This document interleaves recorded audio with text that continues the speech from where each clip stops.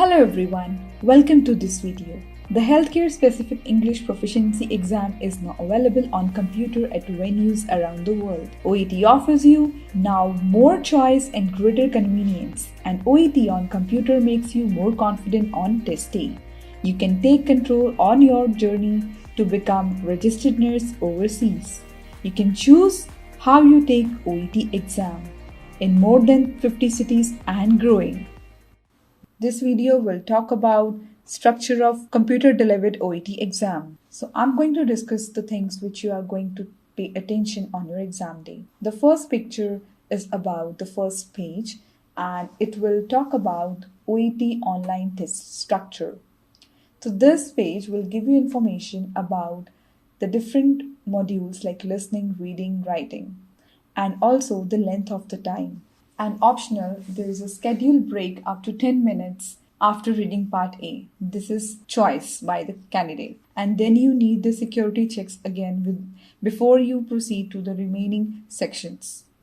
And you can see the standard buttons of back and next and start the test. Once you are finished with one of your question, you cannot take it back. Like for example, same in the paper-based OET exam also. When you are completed with your reading part A, you are given with part B and part C. You are not allowed to check the part A again.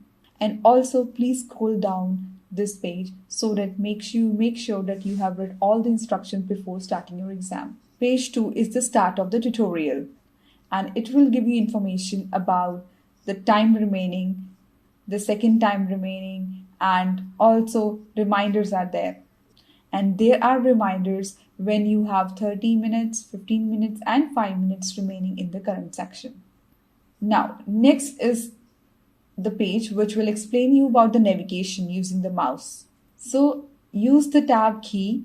This is used to go to the next question. And also, you can use the mouse.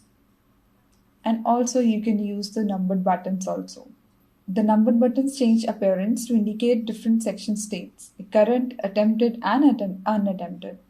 And this will give you information about how many questions you have attempted and where are you right now. So page 4 will tell you about the case notes, how it will be displayed during the exam. The screen will split into two sections and two pages so that the case notes are available on the screen and very clearly visible to you. This is a text panel. Even you can unpin the text panel. I would recommend you to be in this view so that there are two panels on the screen. And then you can zoom in and zoom out. Plus symbol to zoom out, plus symbol to zoom in, and minus is to zoom out. Even you can choose the fit page, page width, actual size, and this thing. And the hand symbol on the top left hand corner, it can be used to drag the text when needed. This function is more useful in reading sections. I'll explain you in the upcoming videos in the reading sections. Even you can highlight the text. Even moreover, you can try all of the functions before starting your exam. This function will be disabled after 5 minutes of the writing section.